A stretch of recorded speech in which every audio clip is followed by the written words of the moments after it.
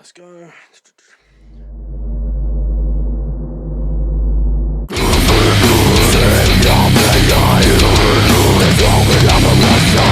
That's right, 2 videos within a space of a month. So welcome back to the channel.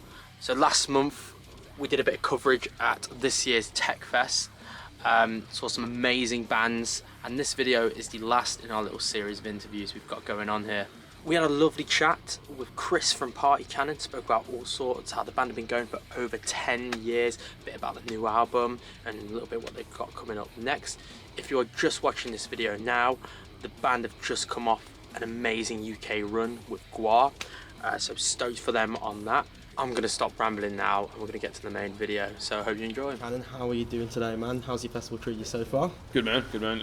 We only just arrived, and it's the first time at Tech Fest, but so far it looks legit, man. It looks a lot of fun. Everyone I've met so far has been super friendly. People have been coming up and say hi for the set. So yeah, excited to see it, man. Excited to be here. Nice one, bro. Nice one. So, are you looking forward to catching anyone so far? You said you literally just got here, so anyone in particular? To be honest, man, I don't really know a lot about like tech metal and prog rock, so coming here is going to be a bit of an experience for me because everyone's going to be pressuring me. So every band to see is going to be brand new. So it'll be fun to see them live, can absorb it that way. It's nice going there with a clean, open mind. Absolutely, man. That's good. Because I mean, good way to catch a band, discover new music. And I think like Party Cannon being on a bill like this as well, it's a good way to give this kind of music out to people who maybe wouldn't like have heard us otherwise. I feel like, as far as today goes, you're probably like the dirtiest band on the lineup. That's safe to say. Oh, people appreciate that. Yeah, I did think we were going to stick out like a sore thumb a bit, but it's good to see that the band's kind of reaching different audiences. Yeah. And, like, there's a demand by like, our audience to see music like this. So hopefully we can be people's stepping stone into even dirty music. No, for sure. It's heavy stuff, so everyone's got to be into it, you know. Yeah. So, speaking of, this year and last year even, it's been a busy year for you guys this year. Yeah, it's been getting But on. so since the album dropped, really, you've kept yourself busy. How's the response for you guys been now you've had a chance to let it all, breathe for a while now? It's good, man. It's been a lot better than expected. We've had some of the reviews we kind of expected as well, like kind of negative ones. Like I think Decibel magazine just said "lol" and that was it.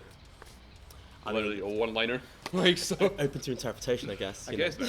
But we had some kind of unexpected like reviews. So like Metal Hammer gives like 9 out of 10 as well, so that's a quick one. We're in Kerrang, they give us like 5. So it's reaching new places we'd expect. Like previous releases did not get anywhere that much. Like, Yeah, attention. I feel like this last album, like people have actually as far as mainstream media in our sort of metal realm goes, people are paying attention now, which is Yeah, great. definitely. It's good to see, man. Like, it's nice. Like, it's unexpected, but it's nice to see like a band like us, like, who play noisy music with Dunfermline of all places, can get out there and reach some new people. So very happy how it was going. Overall, the album itself, we're happy about how it came out. Yeah. We think that's like the Party Cannon sounds, and the kind of thing we're gonna keep going forward with. Yeah. We kind of found our footing with that because the previous releases, while we are happy with them, everything's kind of learning experience. You kind of learn how to translate the noise in your head into like CD, a bit better. Because our first album, we fucked like every stage of that up, man. Like, literally every stage, from tracking drums to recorded vocals, like DI and guitar and stuff, man. Was it kind of like a rush sort of book studio time, get in, get the fuck out? Pretty much, man. Like it was unrehearsed. Like, the guy we tracked it with and mixed it, he's incredible.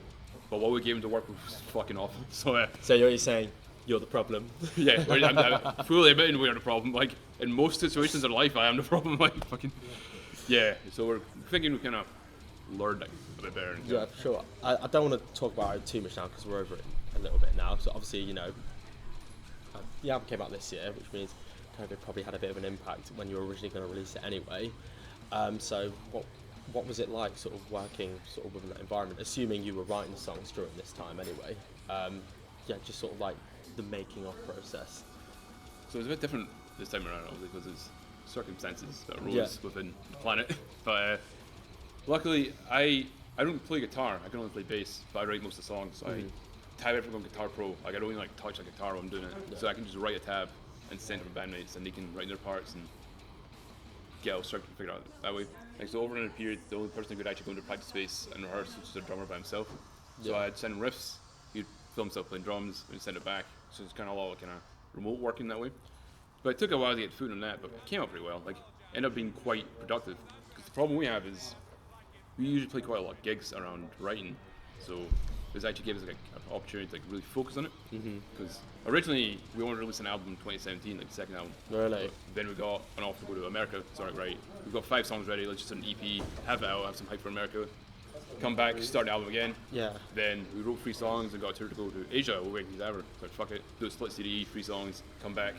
Then everyone got scrapped. So cool, let's actually write the album. Let's actually have some time focused to write the album. Yeah, because you were like doing it in like the whole like sort of EPs, like kind of the way you released the music. It almost felt like it was almost like a little bit of a broken album cycle. It was Definitely, like because definitely. obviously normally you have your album there, you have your set touring plans, but it sounds like everything was all like kind of just Yeah. sporadic, you know. Because it was all just DIY in a point. I didn't really know anything like touring cycles or anything like that. I was just like booking gigs on a could, trying to keep playing as well, Yeah. trying to keep the band like in people's minds. Exactly. So So speaking of that sort of like DIY like attitude, yeah, you guys have always had that really, you know, we don't give a fuck attitude. We're just here. We're gonna write these like heavy bangers, Yeah. and we're just gonna go like play them to people, like, and when that's here, like, didn't 2020 technically mark like 10 years of the band as well? Yeah, so we're hoping to like do something cool for it, but Yeah. I think when it came to the actual 10th year anniversary, that was like peak lockdown.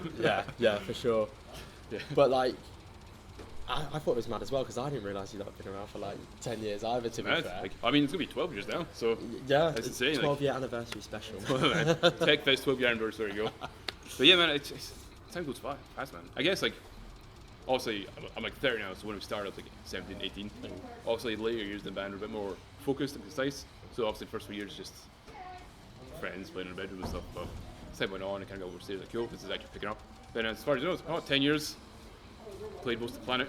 Exactly. Is this still happening? This is just kind of blinking an eye. Yeah, does that feel like a bit surreal to you, especially like considering like your sort of like specific sound? You know, you're not really like a metal band, are you? And that's where like you see sort of heavier bands get those bigger stages. So to see like a band sort of your sound and your caliber, just looking back at like some of the things you've done, you've travelled towards Asia as Yeah. well, America a couple times, like yeah, like just reflect on that a little bit. Like how does that feel? Pretty mad, to be honest, man. Like, every day it feels surreal because we're from like a small town called Dunfermline. Oh, it just got upgraded to city status Yeah. somehow, but Dunfermline's not like a place people know about.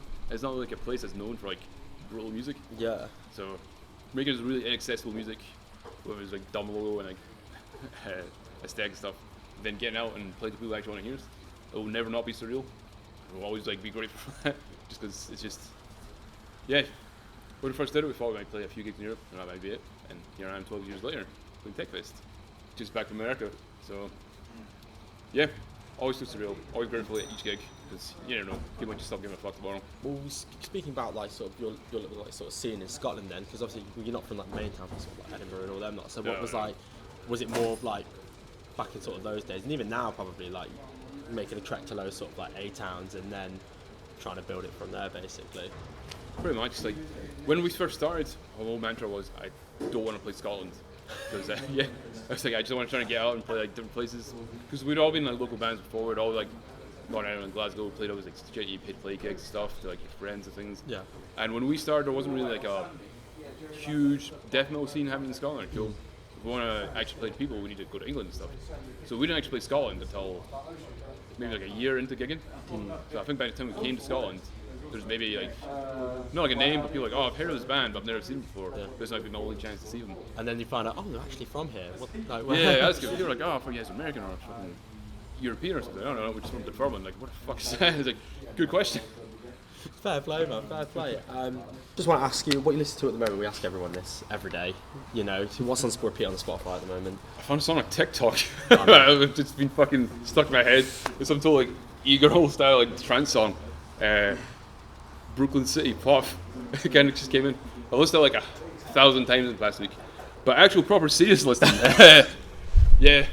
I just like everything, man. Like obviously Roll Death Metal, like Discord, Trinity, bands like that. New Wiking Devour albums been on a lot. But outside of that, I'm really into like post-rocky, like sad boy indie. So obviously bands like American Football. Okay. A whole kind of Very scene. Midwest emo kind of. Exactly, like always got the old Mineral album on, bands like Snowing, that's always been a vibe. Yeah, either sad music or hardline music. I've been into like some tough guy hardcore as well, like Weekend Naturals, that kind of thing. Yeah. So, it kind of goes in cycles. I'll go weeks of just listening to kind of twinkly sad boy stuff, getting the old fucking Texas Reason out. Nice. Then I'll go nice. to just like, obviously, ridiculous noise, like feet topsy and things for like Yeah. a few weeks. So, yeah, man, depends on the season, I guess. For sure, man. And just one more thing as well. What else got coming up then? Now's your time to plug shit. What's happening? Go. So, after this, we've got a few things coming. In a few weeks' time, we're going to Slovenia to play Metal Days. That's going to be like Meshuggah and Decapitated, Gulags, bands like that. Yeah. That's going to be a big one. Like, the fest looked amazing. It's like a giant like campsite next to like a big lake. And Meshuggah alone, like, Yeah, that's like a huge one. Like, I never Yeah. thought we'd play with a band like Meshuggah. Yeah. So, then after that, we go into Gwar, which is going to be surreal. yes. I think that's like 10 days around the UK, and that includes Bloodstock Festival. So, anyone watching this, small rooms as well. That one as well. Like they're not Yeah, like yeah, yeah. massive. Like we're playing the Garage, the main stage in Garage in Glasgow, which is like a big one for us because obviously that's like the bigger venue in like Glasgow, Yeah. next to like the O2 Academy and things. But yeah, so it's gonna be kind of 500 to 1,000 cap rooms Yeah. on that, and we're playing Bloodstock on the Friday as far as that. We were originally meant to play the Sunday in Bloodstock, but we got moved to Friday to line up with Gore. So after Gore, we headline Rooffest in Bolton. Then we're off to the Netherlands for a festival in the woods, which is going to be pretty cool.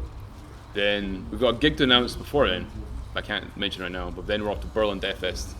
Then it's trying to finish album 3, then back on the road next year. sick. Yeah. Right, we'd love to see it. Well, again, thanks so much for taking the Again, time. cheers, man. Yeah. Yeah, their links are all in the description. You'll know Fine, the man. band. You can. Yeah. You guys can work Google. It's all good.